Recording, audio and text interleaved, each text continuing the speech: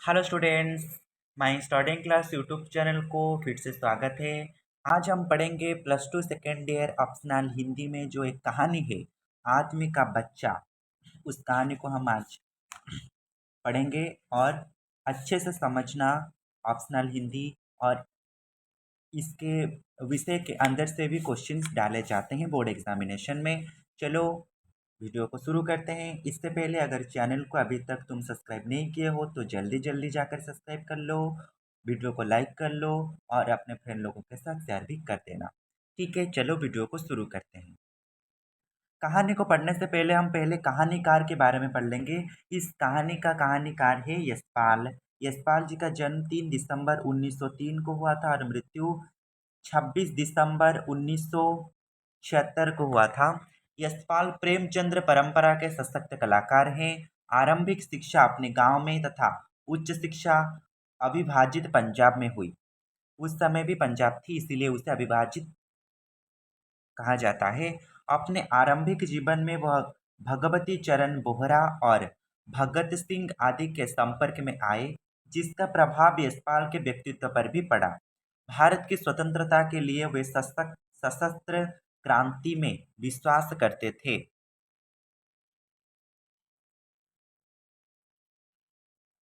कई वर्षों तक भूमिगत रहकर उन्होंने राजनीतिक गतिविधियों का संचालन भी किया और धीरे धीरे यशपाल मार्क्सवादी चिंतन की ओर झुके। किस चिंतन की ओर झुके? मार्क्सवादी चिंतन की ओर।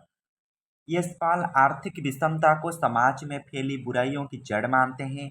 यशपाल के उपन्यास और कहानियों में यही भाव देखने को मिलता है।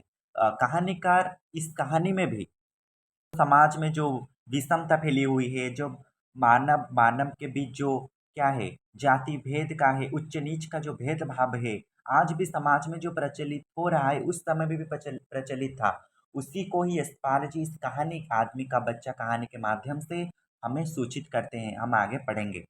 यशपाल की प्रमुख रचनाएं क्या क्या है? उपन्यास में आएगा झूठा सच, देशद्रोही दिव्या आदि। कहानी में क्या क्या है? फूलों का कुर्ता, वो दुनिया, पिंजरे की उड़ान, उत्तराधिकारी चित्र का शीर्षक, भस्मावृत चितनागिरी और हम आज जो पढ़ेंगे आदमी का बच्चा भी अंतर्गत है। आत्मकथा क्या है? सिंहावलोकन। तीन भागों में प्रकाशित हुआ था सिंहावलोकन आत्मकथा। चलो आदमी का बच्चा कहानी को शुरू करते हैं। दोपहर को डोली कॉन्वेंट अंग्रेजी स्कूल में रहती थी। कॉन्वेंट का मतलब है अंग्रेजी स्कूल, याद रखना। इसके बाद उसका समय आया बिंदी के साथ करता है। आया जो होता है केयर टेकर हैं, जो काम करते हैं घर में रहकर, उन्हें आया भी कहा जाता है। आया का नाम क्या था? बिंदी था। याद रखना, डोली के घर में जो आया रहती थी उसका नाम क्या था? बिंदी था। मामा दोपहर में लंच के लिए सांप की प्रतीक्षा करती है। मामा किसकी माँ? किसकी मामा? डोली की मामा दोपहर में लंच के लिए सांप की प्रतीक्षा करती है। मतलब सांप कौन है? डोली की पिता। साहब जल्दी में रहते हैं, ठीक 1:07 में आए। साहब कितने बजे घर आते हैं दोपहर भोजन के लिए? याद रखना, 1:07 को आते हैं। 1:17 PM को आते हैं घर। कौन? साहब आते हैं। गुसल खाने में हाथ मुंह धोया, इतने में मेज पर खाना आ जाता है। गुसल खाने का मतलब है क्या? बाथरूम। हम जो अंग्रेजी में बोलते हैं बाथरूम, उसी का ही मतलब है गुसल खाना, हिंदी में कहा जाता है। आधे घंटे में खाना समाप्त कर सिगार सुलवा साहब कार में मिल लौट जाते हैं। सुलवा सिगार सुला मतलब जो सिगारेट पीते हैं ना, वो सब करके सब क्या कार में मिल लौट जाते हैं। लंच के समय डोली खाने के कमरे में नहीं आती, अलग खाती है। लंच के समय डोली जो डाइनिंग में आते हैं, जो लोग खाने के लिए दोपहर का भोजन करने के लिए, डोली नहीं आती, उसके कमरे में भेज दी जाती है उसकी खाने। संध्या 5:30 बजे साहब मिल से लौटते हैं तो बेफिक्र रहते हैं। कितने बजे साहब लौटते हैं मिल से? संध्या 5:30 बजे। उस समय वे डोली की अवश्य याद करते हैं। जब लौटते हैं उस समय तो बेफिक्र रहते हैं, मतलब फ्री हो जाते हैं काम से, तो उस टाइम डोली को वो याद करते हैं। 5-7 मिनट उससे बात करते हैं। कितना समय डोली से वो बात करते हैं?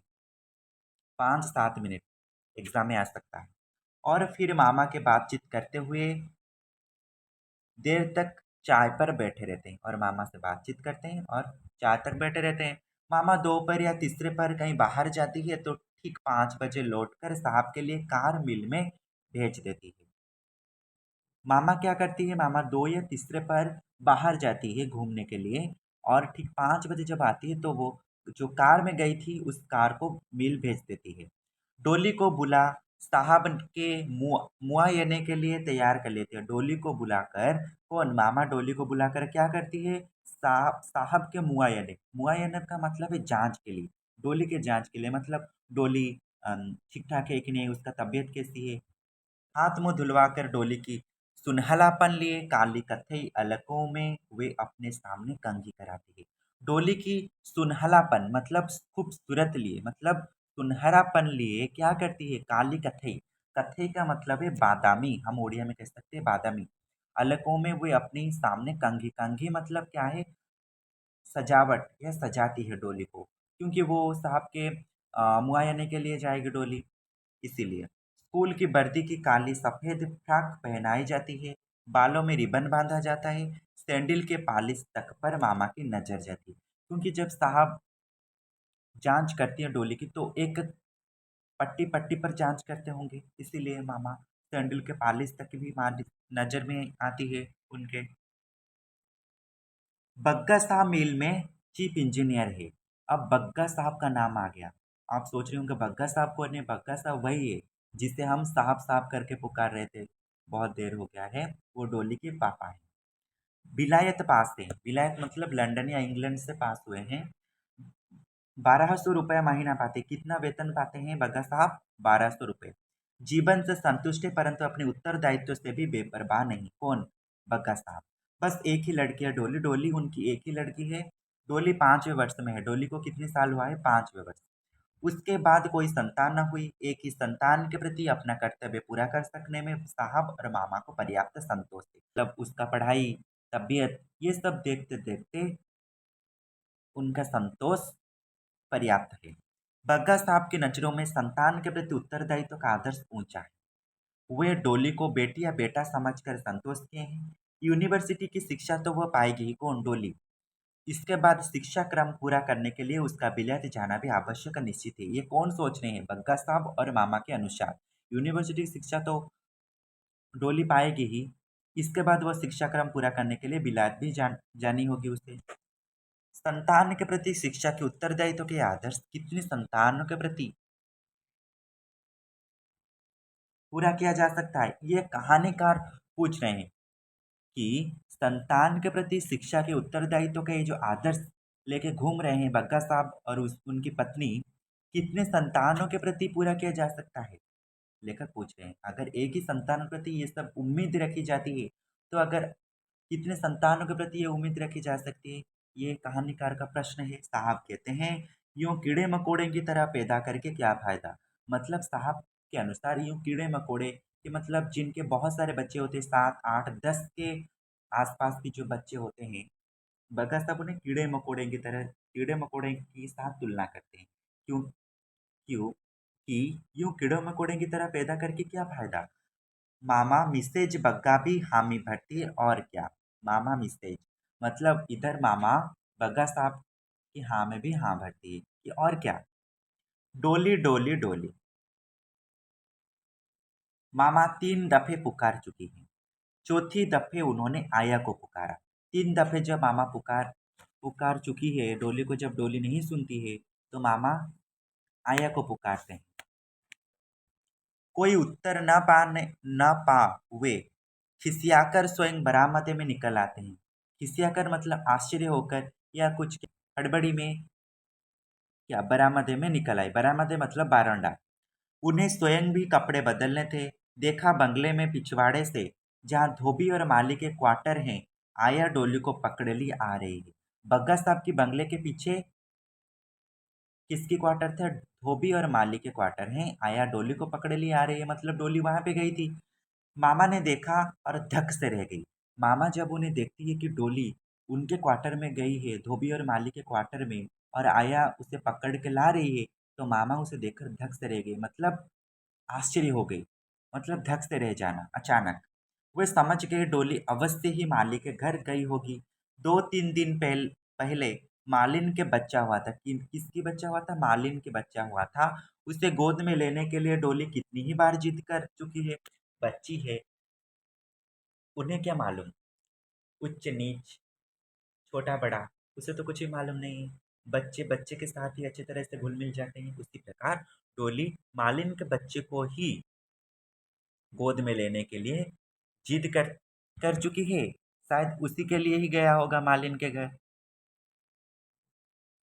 डोली के माली की कोठरी में जाने से मामा भयभीत थी। क्यों भयभीत थी, पढ़ेंगे। धोबी के लड़के को पिछले सप्ताह खसरा निकला था। खसरा का मतलब है उड़िया में जिसे मिली मिला बहू, वही है।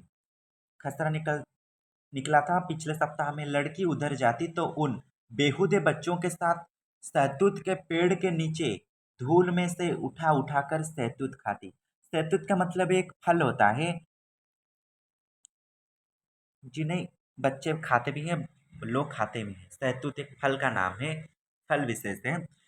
डोली की मामा की उन धोबी और मालिन के बच्चों के प्रति कैसा भाव है। बेहुदे बच्चे हम किसे कहेंगे? बेहुदे बच्चे मतलब जिसे हम चिढ़ते हैं, जिसके प्रति हमारे मन में घृणा है, हम उन बच्चों को ही कहेंगे बेहुदे बच्चे। तो इससे यह स्पष्ट होता है कि मामा के मन में उन बच्चों के प्रति क्या है? घृणा है, चिड़चिड़ा है। वो उन्हें चिढ़ते हैं, अच्छे नहीं लगते हैं उन्हें। उन्हें भय था उन बच्चों के साथ डोली की आदतें बिगड़ जाने का, क्योंकि वो बच्चे क्या जाने, उन बच्चे थोड़ी ना पढ़ते हैं, उन्हें थोड़ी ना अच्छे संस्कार मिले हैं। मामा तो डरती है शायद अगर डोली उनके साथ मिलेगी खेलेगी तो डोली उन्हीं की तरह हो जाएगी, उन्हीं की तरह बिगड़ जाएगी। आया इन सब अपराधों का उत्तरदायित्व तो अपने ऊपर अनुभव कर भयभीत थी। आया भी बहुत भयभीत थी, बहुत डरी हुई थी, क्योंकि अगर मामा को या डोली के मामा को पता लग जाएगी कि डोली वहाँ पे गई थी, और वो किससे डांटेगी? वो थोड़ी ना डोली को डांटेगी, डोली की मामा। वो तो आया बिंदी को ही डांटेगी। मेम साहब के सम्मुख उनकी बेटी की उच्छृंखलता से अपनी बेबसी दिखाने के लिए वो डोली से एक कदम आगे उसकी बाह थामे यूं लिए आ रही थी, जैसे स्वच्छंदता से पति चरने के लिए आतुर बकरी को जबरन कान पकड़कर घर की ओर लाया जाता है। ये बहुत इम्पोर्टेंट है। मेम साहब से लेकर लाया जाता है। ये आ सकता है, तुम्हारा भावार्थ स्पष्ट कीजिए में भी आ सकता है क्वेश्चन। मेम साहब के सम्मुख उनकी बेटी मतलब डोली की उच्छृंखलता मतलब ये जो बचपनापन है, ये जो उसकी जो हरकतें हैं, ये सब अपनी बेबसी दिखाने के लिए, बेबसी मतलब अपने सर से वो सब दोष हटाने के लिए क्या किए? आया बिंदी ने क्या किया? उसकी बात हमें यूं ही आ रही थी जैसे कि आया को कुछ भी बताना था, ऐसे मतलब लेके आ रही थी डोली की हाथ पकड़े हुए। जैसे किस तरह उदाहरण किसकी दे रहे हैं कहानीकार? जैसे पति चरने के लिए आतुर बकरी को, मतलब बकरी जैसे चरने के लिए आता है ना, वैसे ही जबरन कान पकड़कर घर की ओर लाया जाता है। समझ में आ गया? मामा के कुछ कह सकने से पहले ही आया ने ऊंचे स्वर में सफाई देना शुरू किया। अगर डोली कुछ बोल दे तो मामा किसको डांटेगी?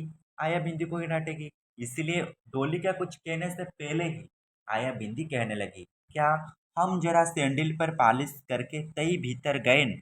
हमसे बोली कि हम गुसल खाने जाएंगे। ये हिंदी की एक आंचलिक भाषा है, जैसे कि हम जरा सैंडल पर पालिश करके तई भीतर गए। हम क्या किए? सैंडल पर पालिश करके ही भीतर गए थे। कौन बोल रहा है? आया बोल रही है। हमसे बोली कि हम गुसल खाने जाएंगे। हमसे क्या बोली डोली? कि मैं बाथरूम जाऊंगी।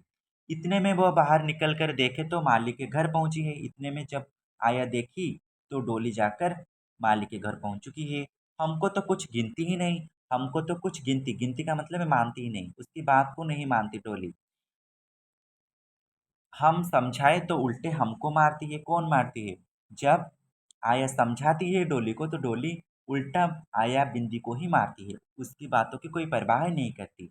इस पेशबंदी के बावजूद आया को डांट पड़ी। पेशबंदी का मतलब है सफाई। इस सफाई के बावजूद भी आया को डांट पड़ी, क्योंकि डोली तो छोटी है, उसको तो डांट नहीं, डांटना अच्छा नहीं होगा, इसलिए मामा किसको डांटी? आया को। This is very silly. This is very silly अंग्रेजी में डांट रहे मामा डोली को। This is very silly. Silly का मतलब है ना समझ। मामा ने डोली को अंग्रेजी में फटकारा, मतलब तागिद किया। अंग्रेजी के सभी शब्दों का अर्थ ना समझकर भी डोली अपना अपराध और उसके प्रति मामा की उद्विग्नता समझ गई।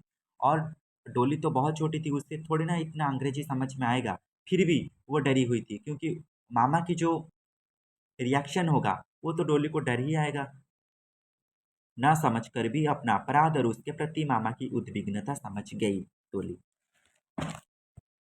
आ गया समझ में? नेक्स्ट। तुरंत साबुन से हाथ मुंह धुलाकर डोली के कपड़े बदले गए। 4:20 हो चुके थे, इसलिए आया जल्दी जल्दी डोली को मोजे और सैंडल पहना रही थी, और मामा स्वयं उसके सिर में कंघी कर उसकी लटों के पेंचों को फीते से बांध रही थी। कंघी मतलब बेणी करीबा भी हम कह सकते हैं उड़िया में। कंघी कर उसकी लटों मतलब बालों में, पेंचों को फीते से बांध रही थी। बालों के जो पेंचो होते हैं, मतलब जो बेणी में जो होते हैं प्रोसीजर होते हैं, वो सब कर रही थी। स्नेह से बेटी की अलकों को सहलाते हुए उन्हें अचानक गर्दन पर कुछ दिखाई दिया। जब बेटी को बेटी की अलकों मतलब बाल को जब वो सहला रही थी, उन्हें अचानक गर्दन पर कुछ दिखाई दिया। क्या दिखाई दिया मामा को? जूं। जूं का मतलब है, हम कह सकते हैं उड़िया में, उंकुनी। उंकुनी दिखाई दिया डोली के गर्दन के गर्दन पर। वज्रपात हो गया। वज्रपात क्या सच में हुआ? नहीं, वज्रपात वो वाला वज्रपात नहीं, घर जो आकाश में होता है वो वाला वज्रपात नहीं। मामा के हृदय में एक वज्रपात सा हो गया, मतलब वो क्या, धक से रह गए, आश्चर्य हो गए। निश्चय ही जो माली और धोबी के बच्चों की संगत का परिणाम है। जो मतलब उनके साथ अगर वो खेली होगी या घूमी होगी, तो उनके सर से वो आ गई होगी। आया पर एक और डांट पड़ी। आया पर फिर से डांट पड़ी। कैसे जू आई? क्यों आई? नोटिस दी गई कि यदि फिर डोली आवारा गंदे बच्चों के साथ खेलती पाई गई तो वह बर्खास्त कर दी जाएगी। डोली को नोटिस पहुंच गई डांट के माध्यम से। मामा बता दिए कि अगर फिर से दोबारा डोली माली और धोबी के बच्चों के पास गई, आवारा गंदे बच्चों के साथ खेली, तो उसे बर्खास्त कर दी जाएगी, रेस्ट्रिक्टेड कर दी जाएगी उसके कामों से। किसके कामों से? आया बिंदी। बेटी की यह दुर्दशा देख माँ का हृदय पिघल उठा। बेटी का ये जो दुर्दशा देखो तो, एक छोटी सी भी उंकुनी को देखकर, छोटी सी जूं को देखकर मामा कितने परेशान हो गई। मतलब इसी से तुम यह समझ लो कि डोली कितने अच्छे से रहता था। अंग्रेजी छोड़ वे द्रवित स्वर में अपनी ही बोली में बेटी को दुलार से समझाने लगी। अंग्रेजी छोड़ वे द्रवित स्वर में अपनी ही बोली में बेटी को दुलार समझने लगी। क्या समझाने लगी? डोली तो प्यारी बेटी है, बड़ी ही सुंदर, बड़ी ही लाडली बेटी। दुलार मतलब प्यार से, ठीक है। हम इसको सुंदर सुंदर कपड़े पहनाते हैं। कौन बोल रही है? मामा बोल रही है। डोली, तू तो अंग्रेजी के बच्चों के साथ स्कूल जाती है ना, बस में बैठकर। ऐसे गंदे बच्चों के साथ नहीं खेलते ना। मामा उसे समझा रहे हैं डोली को। मचल कर फर्श पर पांव पटक कर डोली ने कहा, मामा हमको माली का बच्चा ला दो, हम उसे प्यार करेंगे। मचल कर मतलब हठात, फर्श पर पांव पटक कर ऊपर बैठी थी। फर्श पर आकर डोली क्या कही? मामा हमको माली का बच्चा ला दो, हम उसे प्यार करेंगे। इतना कुछ होने के बावजूद भी डोली के मन में उन बच्चों के प्रति प्यार है, स्नेह है, क्योंकि वो तो बच्ची है। वो तो बच्चों के साथ खेलने के लिए उसे अच्छा लगेगा, ये तो जाहिर सी बात है। छी छी, मामा ने समझाया। वो तो कितना गंदा बच्चा है। मामा फिर से जवाब देते हैं, छी छी, वो तो कितना गंदे बच्चे हैं। ऐसे गंदे बच्चों के साथ खेलने से छी छी वाले हो जाते हैं। इनके साथ खेलने से जुएं पड़ जाती है। वे कितने गंदे हैं, काले काले धत। धत का मतलब है कि धिक्कार करके कहते हैं, जैसे हम उड़िया में कहते हैं धत, वैसे ही हिंदी में मामा कह रहे हैं, धत हमारी डोली कहीं काली है। आया डोली को खेलने के लिए मैनेजर साहब के यहाँ ले जाया करो। फिर मामा आया बिंदी से बोलते हैं कि डोली को खेलने के लिए मैनेजर साहब के यहाँ ले जाया करो। वहाँ ये रमन और ज्योति के साथ खेल आया करेगी। मैनेजर साहब के दो बच्चे हैं, रमन और ज्योति। याद रखना, इन नामों को याद रखना, परीक्षा में पूछे जाते हैं। इसे शाम को कंपनी भाग ले जाना, मामा आया से कहते हैं। डोली ने माँ के गले में बाहों डाल विश्वास दिलाया कि अब वह कभी गंदे और छोटे लोगों के काले बच्चों के साथ नहीं खेलेगी। वो तो बच्चे हैं, बच्चे का मन तो अभी है, कुछ देर के बाद बदल जाएगी। ऐसे मामा के मन रखने के लिए वो विश्वास दिला दिया डोली। उस दिन चाय पीते पीते बग्गा साहब और मिसेज बग्गा में चर्चा होती रही कि बच्चे न जाने क्यों छोटे बच्चों से खेलना पसंद करते हैं। देखो ये कैसी बात है, बड़े बड़े लोग भी कुछ बातें कर रहे हैं कि बच्चे क्यों बच्चों के साथ खेलने के लिए पसंद करती है, हालांकि वे खुद ही जो बचपन में बच्चों के साथ खेलते आए होंगे। ये तो नॉर्मल सी बात है। हम बच्चे हैं, हम बच्चों के साथ खेलने के लिए हमें अच्छा लगेगा, थोड़ी ना हम बड़े बड़े लोगों के साथ खेलेंगे। ये तो नामुमकिन है। एक बच्चे को ही ठीक से पाल सकना मुश्किल है, जाने कैसे लोग इतने बच्चों को पालते हैं। देखो तो मालिको, कमबख्त के 3 बच्चे तो पहले हैं, एक और हो गया। देखो, कमबख्त मत कमबख्त कमबख्त का मतलब है, उड़िया में हम जिसे निल्लोठा कहते, कमबख्त का मतलब है निल्लोठा। वह उड़िया में जिसे हम गाली देते हैं, निर्लज जो कहते हैं, निर्लज। ये 3 बच्चे तो हैं, एक और हो गया, 4 हो गया मालिका। बग्गा साहब के यहाँ एक कुतिया विचित्र नस्ल की थी। बग्गा साहब के यहाँ एक कुतिया, कुतिया है कुत्ते का स्त्रीलिंग है कुतिया, विचित्र नस्ल की थी। नस्ल मतलब जाति की थी। आजकल तो बहुत सारे कुत्ते जो घर में रखते हैं लोग, वो तो विचित्र विचित्र की तरह देखने के लायक है। हम जो देखते हैं जो बाहर घूमते हैं, वो तो एक नॉर्मल सी कुत्ते होते हैं। जो घर में रखी जाती है वो बहुत सारे, जैसे कि सफ़ेद रंग का, ऐसे बहुत सारे स्टाइल्स कुत्ते आने लगे हैं। कागजी बादाम का सा रंग, गर्दन और पूंछ पर रेशम से मुलायम और लंबे बाल, सीना है चौड़ा। ये है, ये एग्जाम में पूछे जाते हैं। मतलब कुतिया की एक क्वेश्चन भी तुम्हारे थे अभ्यास में, कुतिया कैसी थी, बग्गा साहब की कुतिया कैसी थी। ये तो मैं एक्सप्लेन करना अच्छे से समझो। कागजी बादाम का सरंग कैसा था, कागजी बादाम का सरंग, गर्दन और पूंछ पर रेशम से मुलायम और लंबे बाल थे, और सीना कैसा था, चौड़ा था। बाहों की कोहनियां बाहर को निकली हुई, पेट बिल्कुल पीठ से सटा हुआ, मुंह जैसे किसी चोट से पीछे को बैठ गया हो, आंखें गोल गोल जैसे ऊपर से रख दी गई हो। नए आने वालों की दृष्टि उसकी ओर आकर्षित हुए बिना न रहती। इससे यह स्पष्ट होता है कि कुत्ते बहुत, मतलब क्या, सुंदर थी। यही कुतिया की उपयोगिता और विशेषता थी। 250 रुपया इसकी इसी शौक का मूल्य था।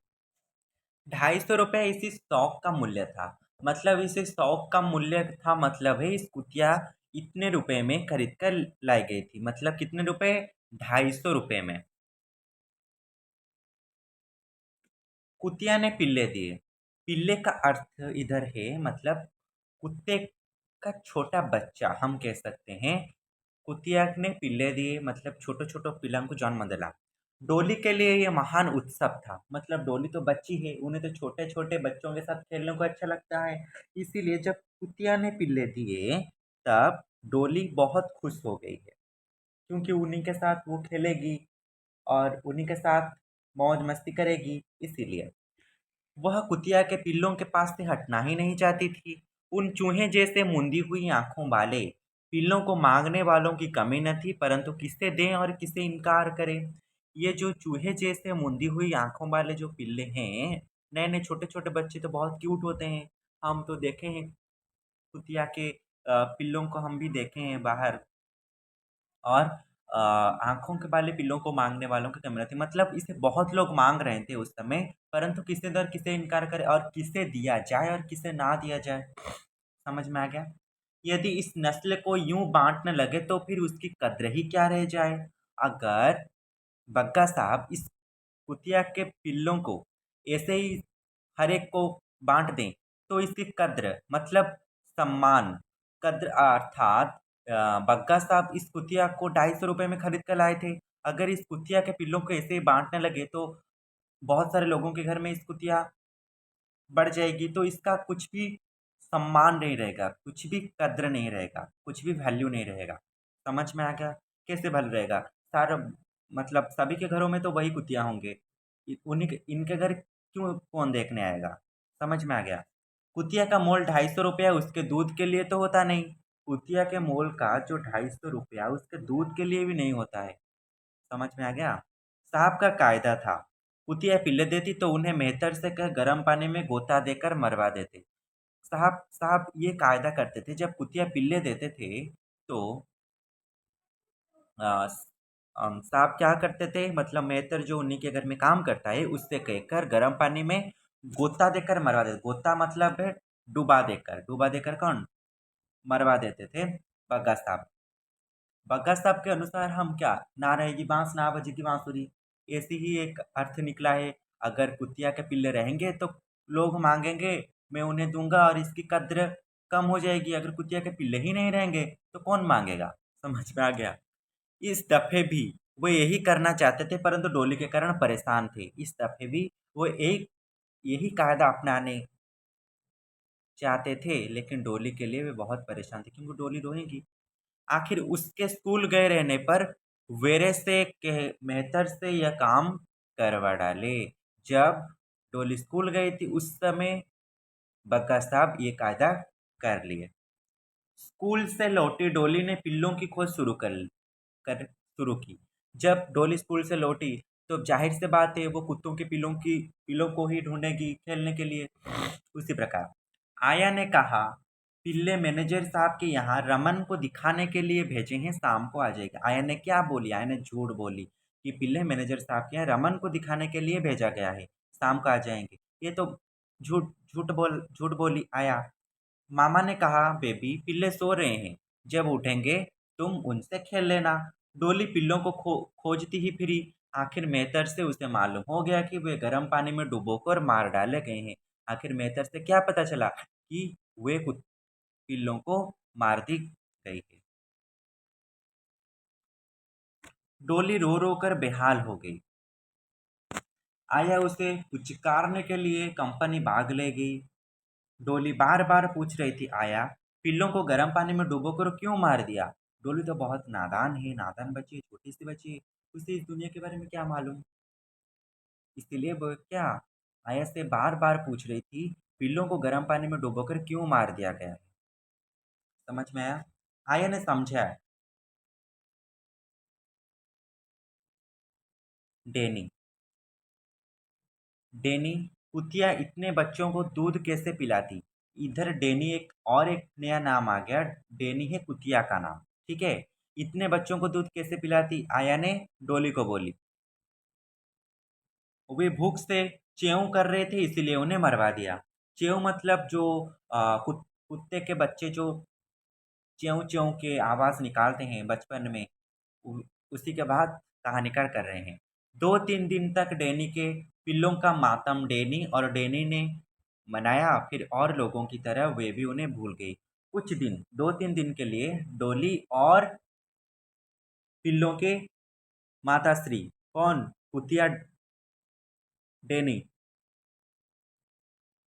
मातम बनाया, मतलब शोक मनाए, मतलब बच्चे चले गए शोक मनाए, फिर सभी की तरह वो भी भूल गए। माली के नए बच्चे के रोने की कें कें आवाज आधी रात दोपहर में सुबह शाम किसी भी समय आने लगती है।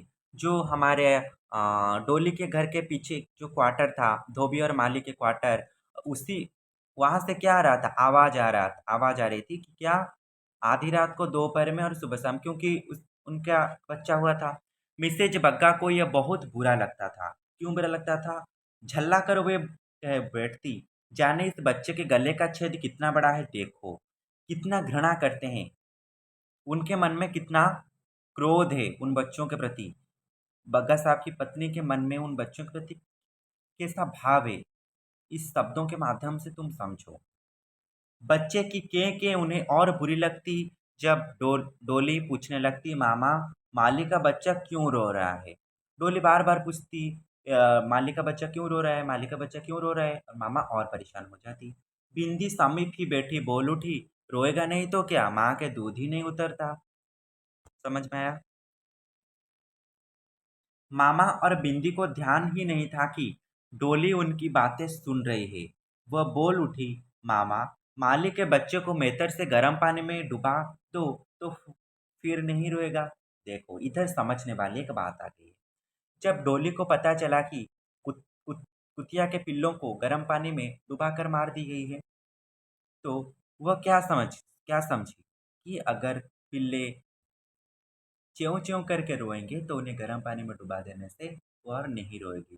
तो डोली क्या सोची कि अगर सेम मालिक के बच्चे को भी हम गर्म पानी में डुबो दें तो वे भी नहीं रोएगा।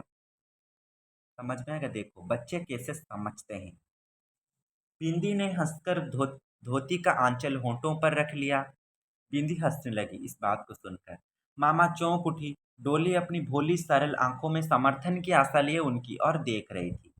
दिस इज वेरी सिली डोली, कभी आदमी के बच्चे के लिए ऐसा कहा जाता है? मामा ने गंभीरता से समझाया। थोड़ी ना हम कोई आदमी के बच्चों के साथ ऐसे कर सकते हैं। गर्म पानी में कौन डुबा सकता है क्या भला?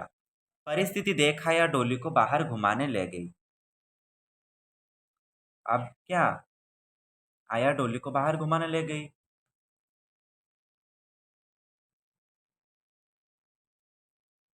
तीसरे दिन संध्या समय डोली मैनेजर साहब के यहाँ रमन और ज्योति के साथ खेलकर लौट रही थी। बंगले के दरवाजे पर माली अपने नए बच्चे को कोरे कपड़े में लपेट दोनों हाथों पर लिए बाहर जाता दिखाई दिया। कोरे कपड़े का अर्थ है सफेद कपड़ा या कफन। कफन या सफेद कपड़ा किस पर डाली दी जाती है? जिनकी मौत हो जाती है या जो मृत इंसान होते हैं उन्हीं के ऊपर डाला जाता है। सफेद कपड़ा या कफन भी हम बोलते हैं उसे। स्पेशली हम कफन का वर्ड यूज करते हैं उस कपड़े के लिए। ठीक है। बंगले के दरवाजे पर क्या माली अपने नए बच्चे को कोरे कपड़े में कफन में लपेट दोनों हाथों पर लिए बाहर जाता दिखाई दिया।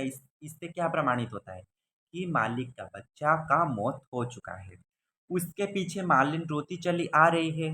आया ने मरे बच्चे की परछाई पड़ने के डर से उसे एक और कर लिया। किसे? डोली को, ताकि डोली नहीं देख सके ना देख सके। डोली ने पूछा, ये क्या है आया?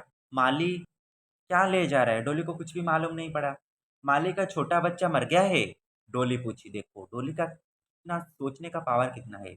ये देखो, धीमे से आया ने उत्तर दिया और डोली को बाह से थाम बंगले के भीतर ले चली। जल्दी जल्दी से ले गई। आया।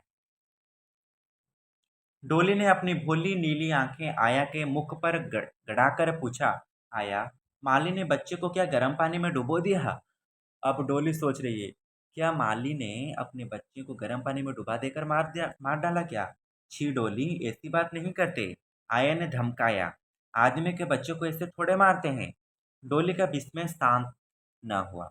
दूर जाने दूर जाते माली की और देखने के लिए घूमकर उसने फिर पूछा, तो आदमी का बच्चा कैसे मरता है? बच्चों का क्या होता है ना, जानने के लिए बहुत उत्सुक होते हैं वो सारे चीज़ों को, नए नए जानते हैं, समझते हैं, इसलिए बार बार वो एक ही चीज़ों को बार बार पूछते रहते हैं। क्या हुआ, कैसे हुआ, क्यों हुआ, किस तरह हुआ, किसके द्वारा हुआ, ये सब पूछते रहते हैं। हम भी जानते हैं। इस प्रकार डोली भी आया से पूछ रही है इस बात के संबंध में। लड़की का ध्यान उस ओर से हटाने के लिए उसे बंगले के भीतर खींचते हुए आया ने उत्तर दिया, वह मर गया, भूख से मर गया। चलो, मामा बुला रही है। डोली चुप न हुई। उसने फिर पूछा, आया, हम भी भूख से मर जाएंगे? चुप रहो डोली। आया झुंझला उठी। ऐसी बात करोगी तो मामा से कह देंगे। डोली बहुत चिढ़ा चुकी है आया को इतने सारे बकवास वाले क्वेश्चंस पूछकर। लड़की के चेहरे की सरलता से उसका माँ का हृदय पिघल उठा। लड़की के जब डोली की इतना सरलता जो चेहरा देखा तो माँ का हृदय पिघल उठा। उसकी घुंघराली लट्टों को हाथ से सहलाते हुए आया कहने लगी, बेरी की आंख में राई नैन। बेरी की आंख में क्या है? राई नॉन। हाय मेरी मिस साहब, तुम ऐसे आदमी थोड़े ही हो। भूख से मरते हैं कमीने आदमी के बच्चे। कौन कहा? आदमी आया ने कहा। ठीक है। भूख से कौन मरते? कमीने आदमी के बच्चे। कमीने आदमी के बच्चे किसको इंडिकेट कर कर आया ने बोली? मालिक के बच्चे को। ठीक है। कहते कहते आया का गला रूंध गया। क्यों रूंध गया? उसे अपना लल्लू याद आ गया 2 बरस पहले। तभी से तो वह साहब के यहाँ नौकरी कर रही है। ये तो बहुत छोटा है लेकिन बहुत इंपॉर्टेंट है। एग्जाम में बार बार पूछे जाते हैं कि लड़ आया का लड़का का नाम क्या है? क्या है? लल्लू। ठीक है, याद रखना, आया का लड़का का नाम है लल्लू। अभी तो इस कहानी खत्म हो चुका है। अब इस पाठ के बारे में ये सब मतलब सारांश दिया गया है कहानी को। ये तुम अच्छे से पढ़ लेना, समझ में आ जाएगा, बहुत इजी इजी है। और प्रश्न अभ्यास देख लो। निम्नलिखित प्रश्नों के उत्तर 10-12 वाक्यों में दीजिए। ये सारे लंकुश से लंकुश को अच्छी तरह से लिखना पड़ेगा ऑप्शनल हिंदी में। डोली की शिक्षा को लेकर बग्गा साहब की कैसी कल्पनाएं थी? ये तुम लिखना। आया ने डोली की उच्छृंखलता पर अपने बेबसी दिखाने के लिए आया ने क्या सफाई दी? आया ने क्या बोली थी उस समय? ठीक है। डोली माली के यहाँ जाने की जिद करने पर मामा ने उसे क्या समझा? मामा के मतलब मामा क्या समझाए और किस तरह समझे, ये सब लिखना है। चाय पीते पीते मिस्टर बग्गा ने मिसेज बग्गा से मालिक के बच्चों के बारे में क्या कहा? चाय पीते पीते जो कह रहे थे, ये कीड़े मकोड़ों की तरह बच्चे पैदा करके क्या फायदा, ये सब बातें को अच्छी तरह से एक्सप्लेन करके लिखना है। बग्गा साहब की कुतिया कैसी थी? ये जो हम पढ़े हैं, बग्गा साहब की कुतिया कैसी थी, और जो रंग कैसा था, और बाल कैसे थे, सीना कैसा था, ये सब लिखना पड़ेगा अच्छी तरह से। ठीक है। कुतिया के पिल्लों के लिए साहब का क्या कायदा था? ये हम पढ़े अभी।